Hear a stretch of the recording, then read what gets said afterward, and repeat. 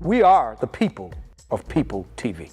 When you talk about People TV, you talk about public access, where the public can access a voice, to a channel to engage. You want to be able to ask your questions.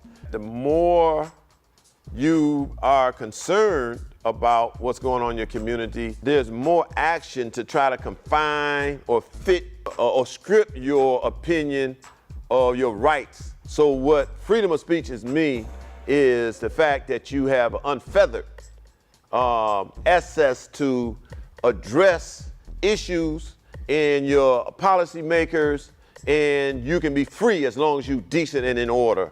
You should have a time and a place to do that in. That's what freedom of speech to me is. Where else can I tell that story except on People TV?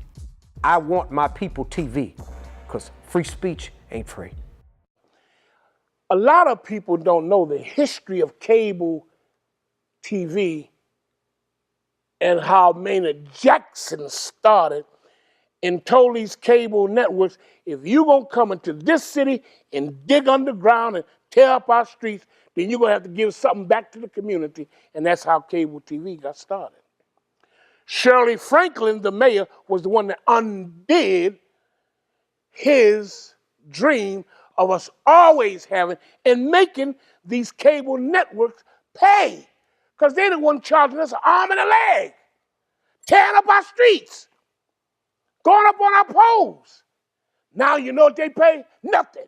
Getting away with highway robbery. But People TV allowed me to be able to tell a story. And those of you who listening to me and you got cable, you ought to cut it off. You ought to cut it off. Don't pay that $300-400. Cut it off, and if enough of us come together and say, listen, Comcast, we cutting you off if you can't give us some money to People TV. The only reason why Dr. King was successful because he took direct action. He boycotted. He picketed. And now the end is near, and so I face the final curtain. My friend, I'll state it clear. I'll state my case, of which I'm certain. I've lived a life that's full. I've traveled each and every highway and more. What's more than this, I did it my way. Questions that I can't answer. Regrets. I got them here, y'all. I got had a Sherm few. in town. I got him. Then again, Call in. Ask him some hard, tough questions. Some of you guys who have been over him, what I had. tell him the problems that you've seen over there. Come on, call in. Through without exemption. Tell him to stop. Each charted course, You gotta keep moving. each careful We need to get step it moving. along the byway, and more. It's more than this. Violence must stop in Atlanta. Violence, way. black on black killing must stop. Where there was Numbers are too high. I'm We're sure you know. saddened by all of the innocent people who are being killed. Raise the level of consciousness. Through it all, Martin, when there he was here. doubts, He would really I ate be it sad. up and been over spit it out. Tell him the I problems that you faced see. it all, and I stood tall and did it my way. As you right now, as a member of the family of Hosea Williams, to wear the red I've shirt had my and share, to wear the overalls because my you share of understand losing. that that in that medallion is the And blood of our now, ancestors. In as that the tears slaves, subside, in that medallion I is find it years and years all of so suffering and amusing hope for our young people. to think People think that the overalls I and the did red all shirt that. is a joke. But And you are may wise I enough and you say, knew my father well enough to understand sideways, that the red shirt and the oh overalls no, means I will no, not speak to me. the homeless man with as much I did it respect as I do the my President of the United way. States. So I For what welcome is a you man? as my older brother What has he in this got? family. If not himself, then he has not to do with Amen. thee. Amen. Sweet things, and not the words of one Amen. Hi, my name is Ben Stellmacher. I'm the TV talk show host of Issues and Answers. I want my people TV. Free speech ain't free. Help me save people TV. Brother Stellmacher Williams will be there too. Amen. Wait, let me tell y'all this. My mother it from was Americus, Georgia, her name was Olivia Williams. I want everybody right now to take your point to hand at Dr. King's clip and repeat after me. Dr. King, we're sorry for the violence. And we're going to make a difference. Dr. King, we know you gave your life. Downtown, 5 Points one day, passing out the flyers for this event. Saw a group of young men. Come here, man. Come here. What's happening, man? Nothing, Dad. I said, when the last time somebody hugged you, man? Oh, no, Dad, I don't play that. I don't play. Come here, man. Give me a hug. And I hugged them. Hugged each one of them. And one of them broke down and cried. He said, man, Dad, I ain't never had a hug from a man. He said, man, thank you, Dad. Thank you. That young man walked away and was pulling up his pants. I mentioned nothing about your pants being down, mentioned nothing about your hair not being combed, mentioned none of that. But he felt better about himself, that he wanted to do something. So, do I want to see this as a national movement? Yeah. But I first of all want to clean up Atlanta. That's where Dr. King was born. And we are supposed to set the example. We are supposed to be the leaders. And that's what I hope that I can bring to fruition. I've caused a problem today. I've caused a problem. I disobeyed the law by speeding. And I don't know if I'm going to jail. I don't know, the car is not registered properly. And everything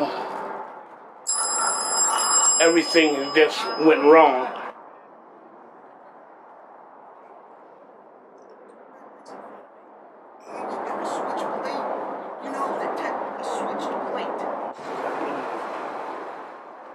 Yeah. What do you want to? The people are we're gonna walk over here now, and we're gonna line the people up. Okay. We're gonna stay in that first lane, close to the curb. Okay. Once all of us get kicked off, then the hurt. The first item in the line will be that boxing ring. The second item in the line will be the horse with the carriage. Okay. I went from the morgue to the champion, Dr. Martin Luther King. The morgue had a lot of significance in this march, and that was too many people are going to the morgue that's just off the chain. Come on with the boxing ring. Come with the boxing ring now. The boxing rink had several meanings. First of all, the boxing rink is a place of violence. I mean, real serious violence. You get in there, you got to fight your way out of there. But it also is a place that can be used to negotiate. If you got a problem with somebody, you step in the ring and they step in the ring, you got a choice. We can talk about it or we can fight it out. But at least we both are coming out. With that gun, somebody ain't going home. Everybody out the way. The hearse, 20 hearses in the parade, the march, was to show people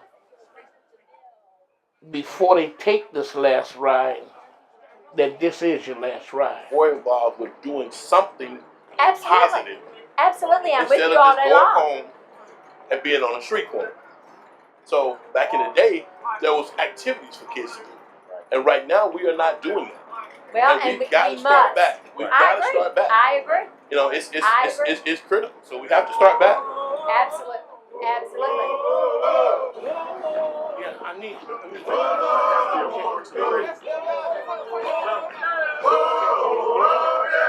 Hold on.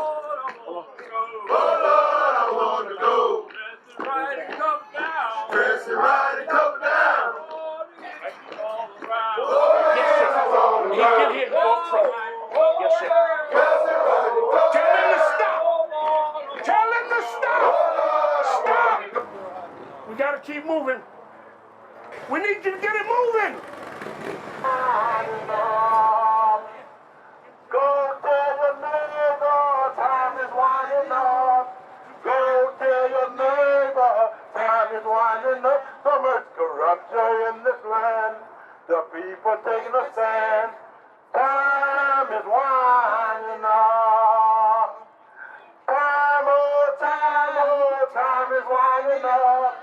Time, oh, time is winding up. So much corruption in this land. The people taking a stand. Time is winding up. Time, oh, time is winding up. Time, oh, time is winding up. So much corruption in this land. The people taking a stand. Time is winding up. Go tell the neighbor, time is winding up. Go tell the neighbor, time is winding up. So much corruption. Violence must stop in Atlanta.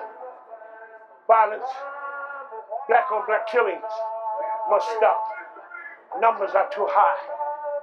And we're saddened by all of the innocent people who are being killed. We must raise the level of consciousness that Martin, if he was here, he would really be sad. Ladies and gentlemen, We don't need No. to have you. No, you're getting huffing and puffing. I'm getting in the wheelchair. I'm getting in the wheelchair. Okay. Thank you. It's a must that I stay out here with you. Bishop, what do you feel about black on black crime in our city? What do you think we can do? This is just the beginning, but how do you feel about it? Well, I think the biggest problem is that I don't think we're ever going to be able to stop the decrease of the violence of black lives until we find a way to increase how we value black lives. Okay. We don't value our lives. They don't value their lives. And when you find people who don't value their lives, it's difficult for them to value yours. So they're taking lives as if there's nothing because of the lack of value. Okay. And I think one of the reasons why a lot of times they don't value lives is because, it's because of the degradation, the pain that they've experienced and engaged. They haven't learned how to transform pain into power. Well, do you think the church is ready for an explosion of stopping this violence? Well, I think that the main issue is this. When you ask if the churches are ready, I think that the main thought should be that everybody has to accept the fact that we can't change it until we confront it. And right now, people want to have change without confrontation, and it won't happen like that. Brother Omalami? Yes, sir. Could you step up? I want to talk to you. Yes, sir. Tell us, how do you feel about the pain and the agony of black-on-black crime? What do you see that we can do about this? I believe in the cries of our ancestors coming out in the midnight. This is not what they gave their lives for, because they could have easily have taken their own lives with the brutality and insanity they suffered. Mm-hmm. We owe it to them to fight and walk this thing through, because they gave so much for us to, you and me, be just going down the street today without having our heads beat in and shot up and lynched right out here today. We have an obligation. We have to see this through. It's not even an option. We got to get out of the church. We got to put feet on the street, under the bridge. We have to go and deal with the disinherited, the disenfranchised that the movement was built off of, but we've left that path and gone a different way. What do we expect but this? There's no other answer but what we're getting right now. We have to take some responsibility and not be like Pilate, wipe the blood off our hands like we don't have anything to do with why our communities are full of blood. It is on us. Jeremy, you're one of the youngest board members of the SCLC. Tell me about SCLC's position with the black-on-black crime. Well, I feel just like, if anything, let me start by saying this, that 59 years ago on today, SCLC was founded in New Orleans. And as a result, we built our mantra off a motto that was repeated throughout the decades to redeem the soul of America. Now we're at a more critical pattern, 60 plus years after the beginnings of the Civil Rights Movement, knowing now that the battles that we fought against Bull Connor, the battles that we fought against Jim Clark, now we fighting these same battles against Donald Trump. We fighting these same battles against those that want to turn back the clock on what we've done and the accomplishments that have been made. But I think among ourselves that somehow we lost a level of respect for each other. I think we lost a level of respect in some ways, in aspect of the merging of the old school mixed with the new school. And thank goodness I was one of the young ones to be raised under that old school generation, just like Brother Omalami just stated. Hosea Williams was my mentor. Coretta Scott King was my mentor. And for those that might, in these neighborhoods in our cities, that don't have anyone to look on to, our position in SCLC is that it doesn't take just one group of individuals to solve this problem. It's going to have to take all of us, because all of our issues are interconnected. Let's hear it! Let's hear it! The baddest bishop in the world. The bishop that cares about young people. I was at his church this morning in the parking lot. I've never seen so many young people going to church. Now what he's telling them, it got to be something good. Bishop Draper Smith, we the faith. Let me hear it for y'all.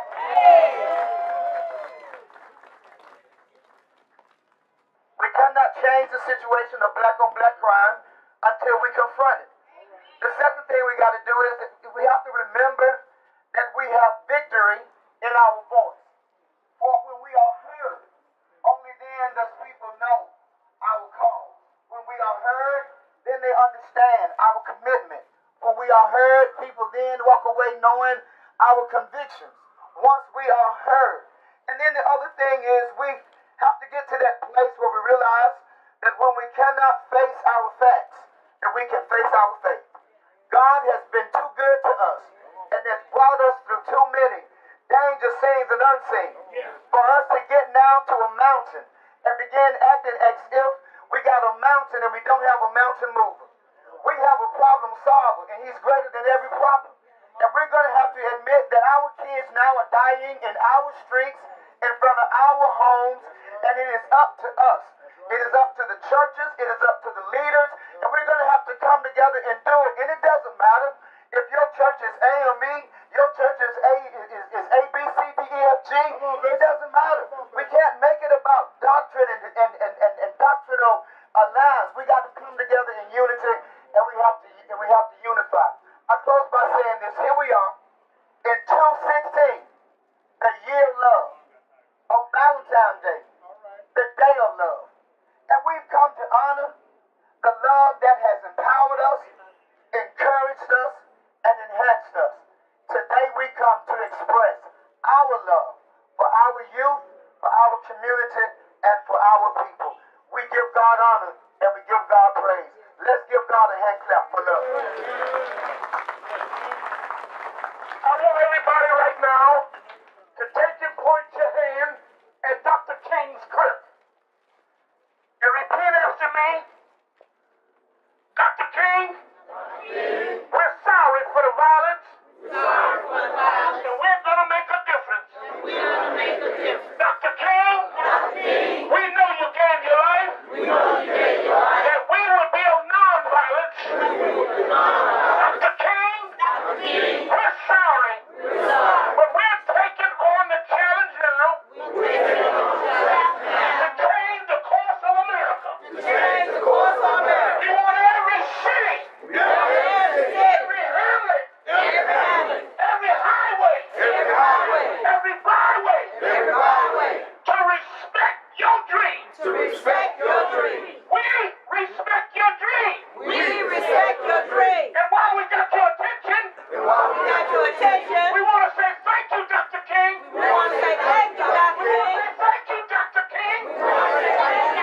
We want to say thank you, Dr. King. Even though we haven't voted some of us, we still want to thank you, Dr. King.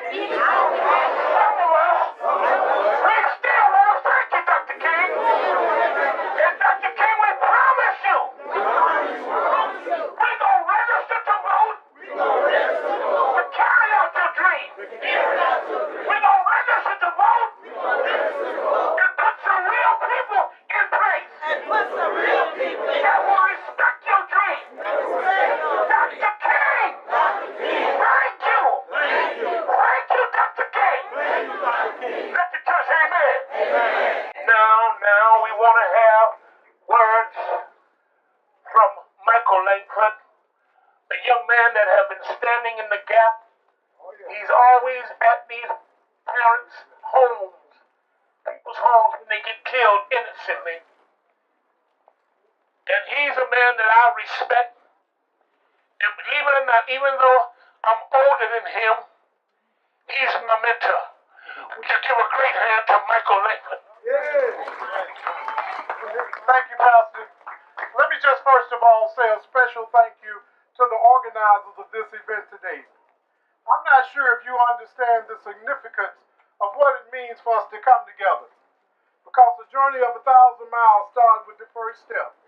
And what we're saying today, what you're saying by your presence here today, you're speaking just as clear as Fannie Lou Hamer did when she said she's sick and tired of being sick and tired. All right. And we've come today because we're sick and tired of the violence. We're sick and tired of the senseless death. We're sick and tired of the loss of life, babies, adults, children. Life is special. And let me tell you why you have to stay involved, my friends, and why it's important for you to be here. One of my great heroes, who was my mentor, Reverend Dr. Hosea Williams. All right. He often said why we ought to get involved, and he would tell this story about how they came for the man around the corner, and nobody said nothing. And they came for the man 2 blocks over, and nobody said nothing. And then they came for the man down the street. Nobody said nothing. And then Elizabeth, he would remind us that they came for the man, came for him, and there was nobody you today, if we don't be the voice, there will be no voice. If we don't cry out, if we don't demand a cease and an end to this violence, then it won't happen. And I come today to tell you this, so that you would understand the significance of us being involved in the statement that you're making today. We are right here on February the 14th in Atlanta, Georgia. But I tell you, this is the beginning of a movement that is needed nationwide. It's not just Atlanta. We look all over the world on worldwide news and national news, and we see it all over, the senseless death of black-on-black crime. And you're right, we've got to take ownership. But I also want to say, I watched some of the young people who are marching today. Some of our young people are doing the right thing. And most of them, you're right, brother, we want to celebrate those who are doing the right thing. But we also want to stand up to say to anybody who would be a threat to our community, would be a threat. And on this day of love, we want that love to be real and genuine. And love calls for action. So that's why while we've come today, I hope this is just the beginning of the movement, Brother Stellmacher, that we will continue to stand in the gap, that we will be the voice, that we will organize, which means we can't just come today, but we've got to continue to organize and show up tomorrow. And then we've got to ultimately, as I close this out, we've got to live by, we got to be the example that our children need to see. We've got to be that love that sacrificed, that love that gives, that love that will stand out in the cold and pick at the cleaners because it's necessary. That love that will do whatever the task calls for. My friends, thank you for your presence today. I thank you because we have a chance. I was seeing it since 1979 during the missing and murdered kids situation. I was here when many of you, we organized the search effort. And those search efforts came about, the powers that be didn't want us to search. But it was because the people, the masses of folk who had said enough is enough. We are tired of this foolishness and we're going to look for our babies. And that's the kind of courage and conviction we've got to have today. So we will stand no matter whoever's in the way, we've got to move them out of the way and say enough is enough. So I say to you today, power to the people. Keep fighting. Power to the people. Power to the people. Power to the people. Power to the people. The violence. God bless you.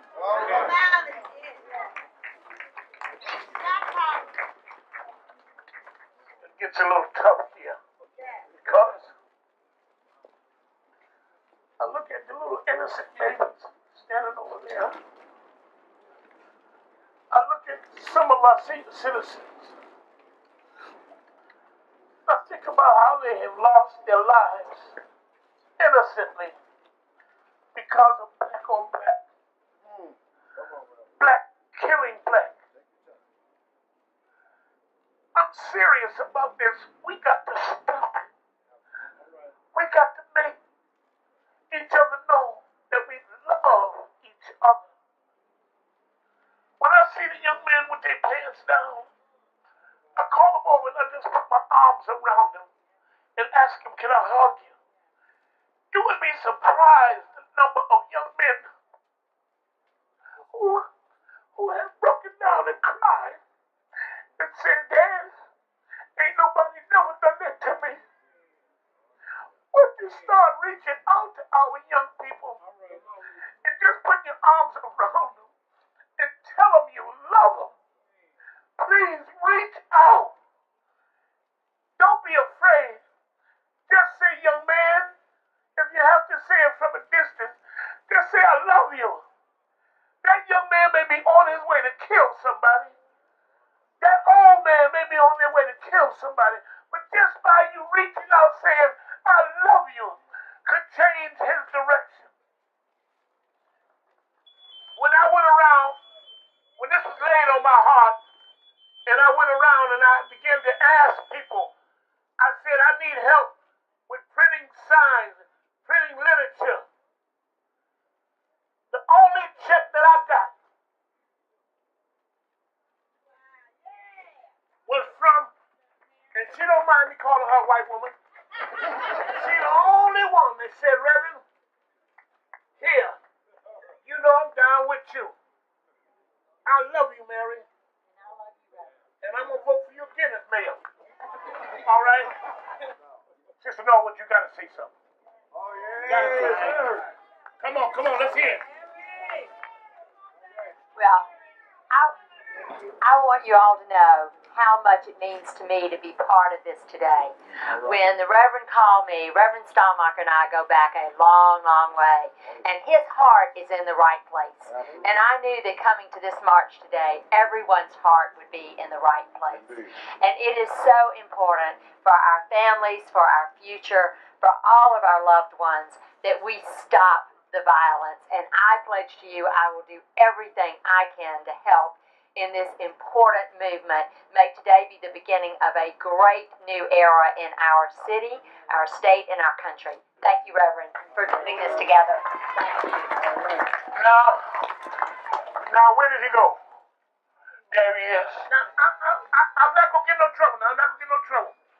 All of them limousines that you've seen, every single one of them, all of them hearse that you've seen, they're gonna be your limousine one day now. This is the president, the chairman of the Black Funeral of Atlanta. Good afternoon. We started out at the medical examiner's office. That is where we pick up all of these bodies, that black on black crime. We are tired of picking up bodies of black on black crime. Now you saw about 20 hearses that is throughout the metropolitan Atlanta. And we was here at the last moment to get this group together. And we just want to thank the Reverend for giving us the opportunity to come here this afternoon and to demonstrate how we are tired. We are tired of picking up bodies from the Fulton County Medical Examiner. Let's give him a big hand. We're getting ready to hear from our guest speaker. All right. Archbishop Lewis was at the first meeting. Oh, yeah.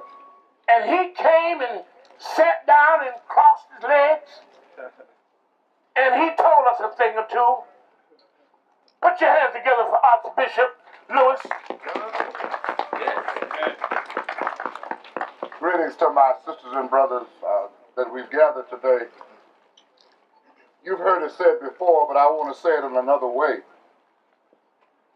And I want you to repeat this after me. Love is the greatest attractive power in the universe. And I can draw through love everything that I desire. One of the things that we're going to have to learn is that love is an energy. We're going to have to learn how to clean up our act by cleaning up the things that we think in our minds and the words that we speak out of our mouth. Because the words, say this with me, the words that I speak, they are spirit, and they are life. And those words will produce the desired result. Which means the stuff that we want to see eliminated and happening in our neighborhoods and communities, we're going to have to stop giving it life by speaking those words. Because wherever your attention goes, energy flows. And we're falling into the hands of those who want to see what's happening happen every time you and I mention the negative that's going on. The first thing we've got to do is to stop saying what other people are saying about us and begin to lift each other up by speaking positive words about ourselves. Because life is as we speak it.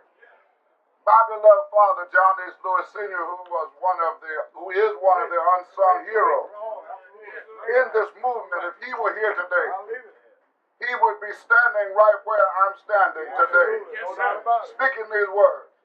Because the very first march that was held on the City Hall steps during the missing and murdered children, we organized that march. on that Sunday night and stayed out there in the street all night long. We're going to have to continue to do. I heard Brother Langford say earlier that we need a national movement. Speak the word. Atlanta, the attention of the world is on Atlanta. And the march has already started. We've already started. And we don't have to say that we want to see it happen. What we need to say is today is the beginning of what we're going to do, not only in Atlanta, but all over the world. Thank you so very much. Amen, amen, amen. There is a young man, and I'm telling you, we got to cut it short. There's a young man who we need in the solicitor's office. A young man that's not concerned about sending our young black brothers to jail, but he's interested in sending them to college. Come on, Clinton Rucker. This is Clinton Rucker. Thank you. Y'all repeat after me. Stop. The violence. My name is Clint Rucker. I work in the Fulton County District Attorney's Office. And for 25 years, I have spent my career handling violent murder cases where overwhelmingly the people are involved are people of color who look like us. And I have to report to you very sadly that over the years, the ages and the educational levels of the people that are involved in these cases get younger and younger and younger. And I am sick and tired of being sick and tired of going to crime scenes as recently as just right down the street at Auburn and Bell, where 5 young men were shot and killed over a dice game. It's time to stop it. It's time to stop it. And as a solicitor, I'm really interested in having the entire community come together.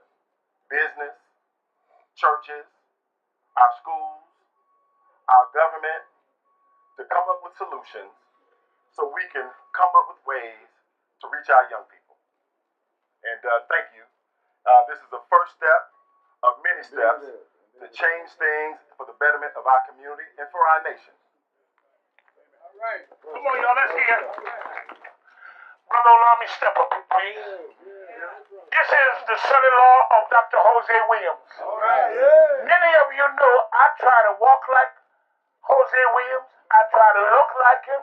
I try to talk like him. And I've never been able to come to say to this family, can I be a part of the family, please? So I went to him and talked to him, and I asked him, would you please come? Because we need the spirit of Jose Williams here today. We need the voice of Jose Williams here today. I want you to know. Now, y'all cameras, get this. You see this around my neck? He embraced me. And he put this around my neck. I ain't gonna cry. And I want you to know, I wear this very proudly. So anybody out there that think that you can take this from around my neck, that's when I go out of the nonviolent movement. Come on, Robert. Doc, I want you to say something. I want you to introduce your wife. And then I want to let y'all know who is responsible for all of this. I just want everybody to realize if this man calls on you, you shouldn't even hesitate. If your elder calls on you, you have an obligation to respond to the call that's gone forth. That's right. Otherwise, you're here perpetrating, you're here trying to pretend. If they call on you, the Michael Langfords, if these people call on you, you have a duty to respond to what the call is. Otherwise, don't play games with us and be here trying to act like. There's no time for that. I told the Reverend, I said, Reverend, I'm going to Flint, Michigan. But you didn't call on me. I did go to Flint, but I dropped a lot of things because I knew I had to be here. Because if we don't do this here, we're going to see death and more murder there in Flint because desperate people do desperate things. And they're on the edge of desperation there because of what's happening to them. We got to do what we got to do to send a message. Everybody's watching us. Town of civil rights, and y'all not leading the nation in a love movement? Come on, what hypocrisy. What fear, what hatred got to have you paralyzed that you won't march forward, being the birthplace of what people expect from you. Anything else, you're lying. You're saying it's hypocrisy. Let's not insult the memory of Hosea Williams, Dr. Ralph Abernathy, Dr. King, with our foolishness and our pretense. It's time to get out there every day and do something in this community. Those people are crying out for you. Don't turn a blind eye to the hungry, the homeless, the left out, because that means that could stop somebody, like he just told you, from going to kill somebody. Just feeling somebody's stomach could keep somebody from breaking in your grandmama's house. I pray God will give us that wisdom. And Reverend, I thank you. My wife is about to come up. Elizabeth, come up, darling. This lady's going to bring a word of love here on Valentine's Day, because she knows what was birthed in her, what's been deposited in her. She got to give it up. Come on, y'all. And look, a real man can hold a woman's purse and ain't worry about what you think. Come on, and bring that word on. Elizabeth on the lobby. Hosea, feed the hungry. All right. Rock, come on. Brother Stellmacher, I want to tell you something. To be the member of one's family is not about the blood. It's not about whether you look like us or not. It's about the content of your character. You are a part of Hosea Williams' family. And you will always be. And I authorize you right now, as a member of the family of Hosea Williams, to wear the red shirt and to wear the overalls, because you understand that in that medallion is the blood of our ancestors. In that medallion are the prayers and the wishes of the slaves. In that medallion is years and years of suffering and hope for our young people. People think that the overalls and the red shirt is a joke. But you are wise enough and you knew my father well enough to understand that the red shirt and the overalls means I will speak to the homeless man with as much respect as I do the President of the United States. So I welcome you as my older brother in this family.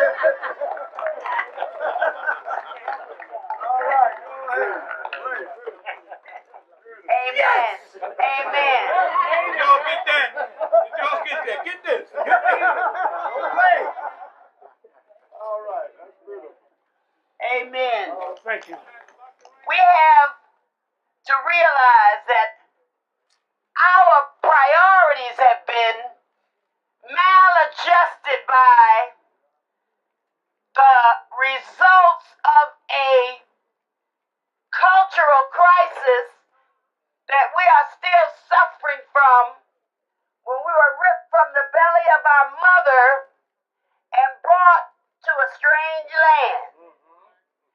And because of that miscarriage of justice, we grew up babies with a syndrome of amnesia, a syndrome that caused us not to remember who we are, a syndrome that caused us to want to drag each other down when we see one of us getting higher, a syndrome that caused us to want to shoot our brother and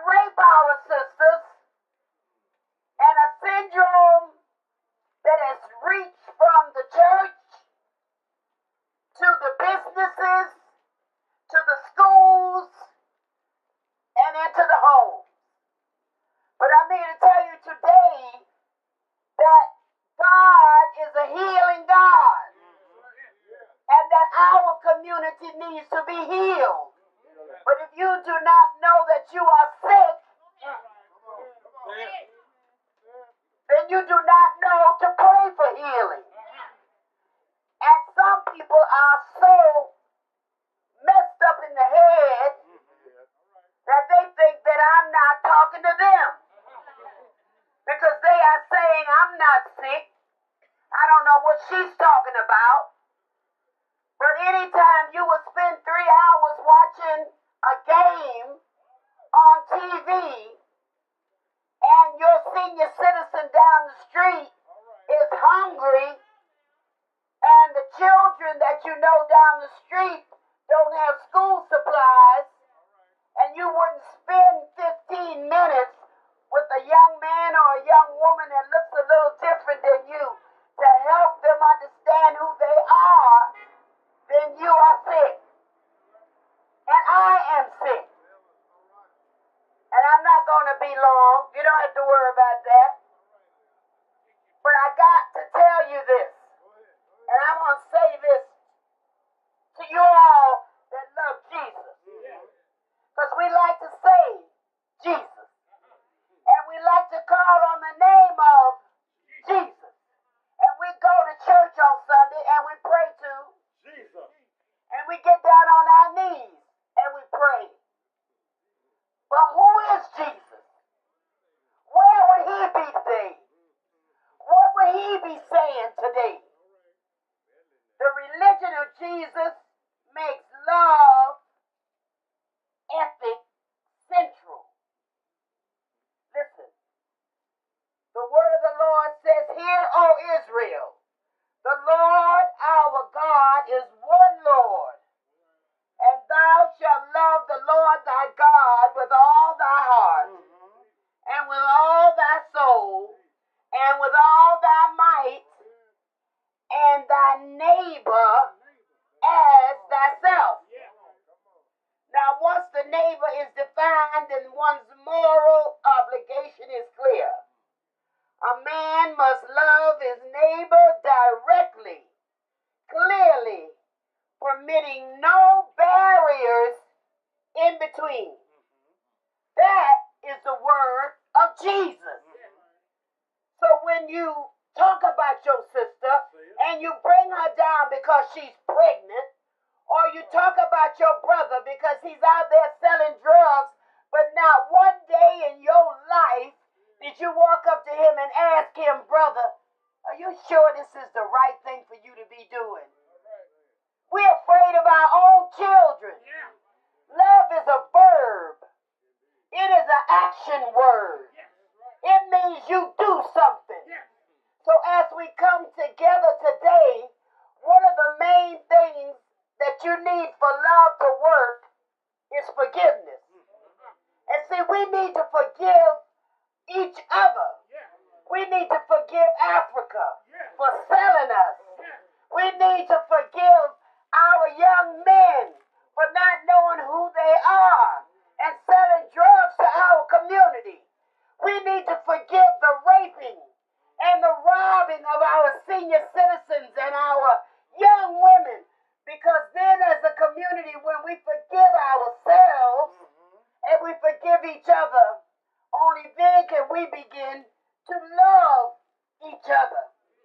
And since many of us are in many different religions, I won't go on talking about religion, because religion will kill you.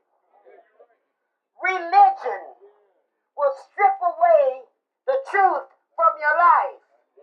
We are here today talking about relationships, not religion. We need relationships in our community so that we are not afraid to go down the street to Miss Jones. Would you know that she's 85 years old and she's living alone? To knock on her door and say, "Here, Miss Jones, here's a cooked chicken. Here's some food for you. And I'm going to be looking out over your house every time I come home to make sure that you are okay." The drugs that are flowing through our community are feeding a sense of insecurity and self-hatred. And so If we are using drugs, prescription drugs, then we can't come against the brothers and the sisters that are selling crack and cocaine and marijuana, because it's all drugs.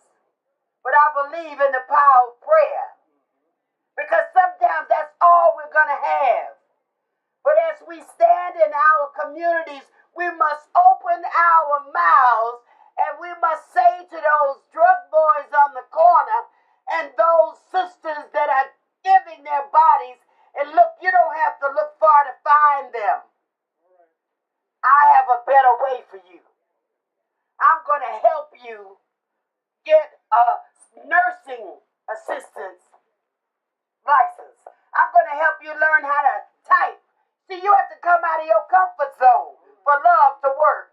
You cannot leave this place doing what you were doing before you got here, and Reverend Stellmacher has wasted his time. It's an action word. What are you gonna do tomorrow is the question to activate love in your neighborhood, in your school, in your church, among you and your lover, among you and your brothers and your sisters. That's the question you need to ask yourself, because it starts with one. If we can have a revival in the soul of one person, then that revival from that one family will spread from household to household to household. And then you have a revival in the community. Then you have a revival in the church. It starts in the community, in the heart of one or two, and then it goes to the church. You can't say on August 28th, we having revival at the church. Holy Spirit don't work according to your schedule. What you need to be doing is saying, well, we're going to have revival in my street on August 28th, and me and my children going to go from house to house and make sure the senior citizens taking their medicine and taking it on time. Folks ain't hungry. Ain't nobody beating up nobody. Ain't no children being abused because T-Faxes can't handle it. And I'm going to make sure my street is clean. And then I'm going to have prayer for my street. So, as I close, I would give my life for this. See, when I was in the civil rights movement marching, I learned what it was like to be willing to give your life for something. Because with the state troopers and the policemen standing right there, and a line was right here, Stellmacher, and you knew that if you stepped across that line, you might die. And then when you decide to take that step, you take that step, boom, and you wait, and nothing happens. Because God just wanted to see if you was willing to take the step. So I'm saying to the divine nine, what makes you divine? Just because you're wearing some colors? You have a history. All those sororities and fraternities was started in the church. Was started because those elders loved the coming generation so much that they said, we want something created that they can lean upon. Get money to go to college. They won't have to suffer like we did. But my generation made a mistake because we stopped telling the children the stories. We didn't want to hear about slavery. We didn't want to tell them we've been lynched. We didn't want to tell them about how the dogs came after us. And let me tell you something else. It's not about black and white. Reverend James Reed was a white priest that got beat to death with a baseball bat for trying to save a black elderly man. Viola Louiso was a white Latin woman that came from the north, came to the south to teach black people how to register to vote. So do not be mistaken by the color of a skin. You cannot determine the character of a man by the color of his skin. You determine his character by how he lives his life and what he does with his time. And you watch him and you observe how he treats the homeless man or the poor person that comes up to him. No, brother, all I do is pay stuff with my card. I ain't got no change today. But I tell you what, I can pray for you. I can go in here and buy you a sandwich. Now, if he say he hungry and you offer to go buy him a sandwich and he don't want that, he ain't hungry. He need prayer. So that's how you figure that out. So I'm giving each one of you a charge today, because Jose Williams was a direct action man. He was not a negotiator. You do not need to pay $3 million to have a conference to figure out how to end homelessness. If folks is hungry, you feed them. If they need clothes, you clothe them. If they need somewhere to live, then you take some of these raggedy buildings in Atlanta and you put a little bit of money into them and you house them. I do not believe in warehousing human beings. Everybody deserves a private place to live. But you can't just put them in there and don't speak to them anymore. You have to case manage them. They need to go through counseling, Christian counseling, whatever kind of counseling they can get. So I'm here today to let you know that yes, it is not Washington's responsibility to heal our community. It is not somebody else's responsibility to get your own child off the street selling drugs. Don't be afraid of your children. I can guarantee you 98.9% that if you walk up to that child like his mother, if you walk up to that child like his father, and you say, man, I love you. I've seen it happen when we went to Forsyth and they had Klansmen attacking us. And I saw a little 3-year-old with a Klansman suit on. And I saw his mother standing there. And she was in full Klan regalia. And I looked at her and I said, I love you. She just melted like snow on a hot day. And she dropped her sign. And she just looked at me thinking, how could you love me? But I did love her in that moment. The love of Christ has to come into your heart. See, Elizabeth Omalami didn't love her. I could have beat the stew out of her that day because she hit my son in the head with a rock. And he had to get stitches. But Christ loves her. So you have to forgive. And then you have to love yourself. When you look in the mirror, what do you see? Do you see someone you love, or you see someone that you just really don't like that much? Start working on yourself. Start in your own Jerusalem. And then it will stretch out across this city and across this world. But you have to intentionally love every day. It has to be something you wake up saying to yourself when you're getting dressed. I'm going to love today. I ain't going to let nobody get me mad today. And if I do, I'm going to go back and apologize, even if it ain't my fault. I'm going to love today. And it will change your environment. And it will change this world. And we will have a place. I have a grandson being born next week. Now I got to keep him alive. God's going to do it, not me. But I know what I'm going to have to tell him. And it breaks my heart. But I want you to know that I'm going to tell him, even though, son, you must love. You must love. And God will help you. So thank you so much for inviting me here today. I want you to go to number 4HOSCA.org. Come and help us. And my new brother, Reverend Stellmacher Williams, will be there too. Amen. Wait. Let me tell y'all this. My mother from Americus, Georgia. Her name was Olivia Williams. I don't know how close, but I know that Jose Williams' daddy lived down there somewhere. All right, Now, I don't know if it's any tipping. Because they said I look like him. I'm trying to find out because I'm going to find something out now.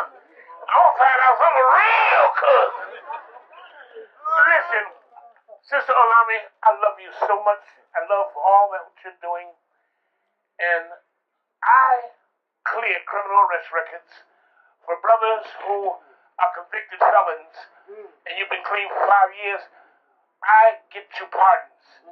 If your case has been dismissed, dead documented, not presented to the grand jury, tried on the first offense, or no pros, I can get your record expunged. I want to join in with that organization, Jose Feed the Hungry, to provide that service. I want to thank you so much. And this young man right here, who is the co-chairman, Pastor Bird, this man has worked tirelessly. Yeah, come on. And I got to have him to say something. I want to acknowledge Abel Mabel. I want to acknowledge Brother Jeremy. And there's somebody else I wanted to acknowledge. Stephen Lee. Stephen Lee, where you at? Where's Stephen Lee at? Huh? Okay, he walked all the way. And Stephen Lee, who serves on our Board of Education, sent 56 young black folks to Arkansas Baptist College at his own expense. Give him another hand. I got to have some words from this great leader, Dr. Bird. Please say something to us. I think a great deal has been said on today, which is Love Day, Valentine's Day 2016. So I want to co-sign every speaker that has spoken today and every marcher, every participant that has participated. Don't let it end tonight. Continue moving forward and don't ever let it end. Come on, let us celebrate one more time. Atlanta 2016.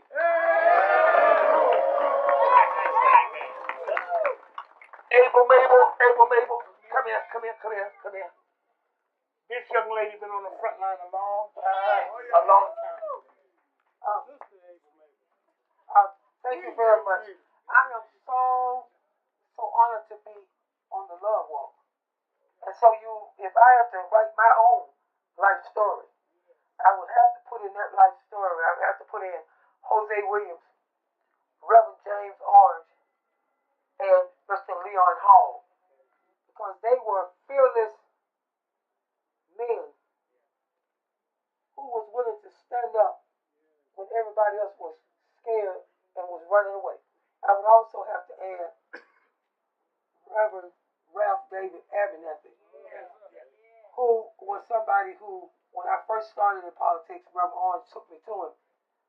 And then he said to me, I don't know you, but if Reverend Orange says you're all right, I'm going to be with you as you run for this race. Because there wasn't a lot of people with me back in 1984 when I stood out to be state representative. So the bottom line, as I fight for affirmative action, as I fight for minority participation in contracts at the state, I also got to make sure that the state does not make sure that all my friends and all my people are in jail with a felony. Because once you get a felony, you can't get nothing.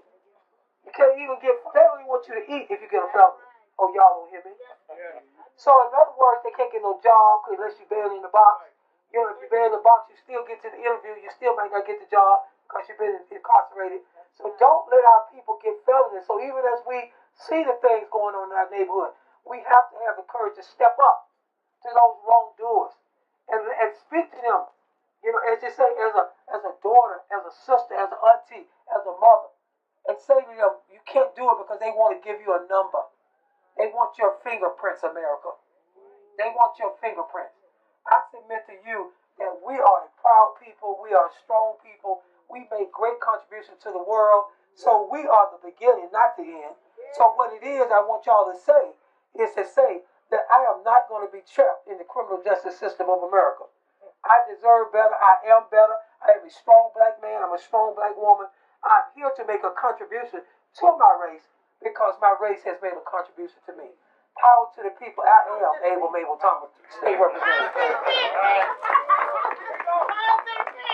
On these signs, we had words like hate, violence, crime, jealousy, peer pressure, bullying, depression, racism, child molestation, domestic violence, ignorance, verbal abuse, human trafficking, fear, killing, home invasion, self-hate, black-on-black crime, sexual abuse, drug addiction, alcoholism, alcohol addiction, fighting, low self-esteem, arrogance, manipulation, murder, oppression, sickness, greed, homelessness.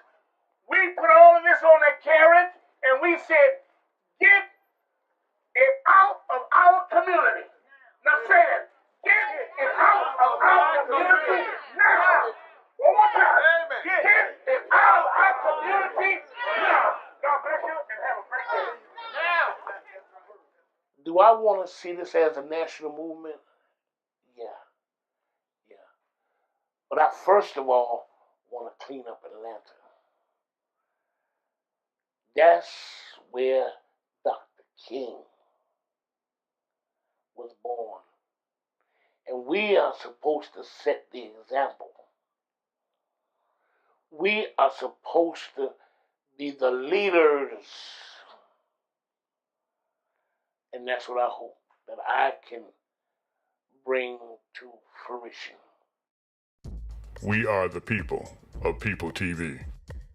And I'm here to tell you that free speech ain't free. And I learned that if you say something, then you give them information. With People TV, the masses can get their point out.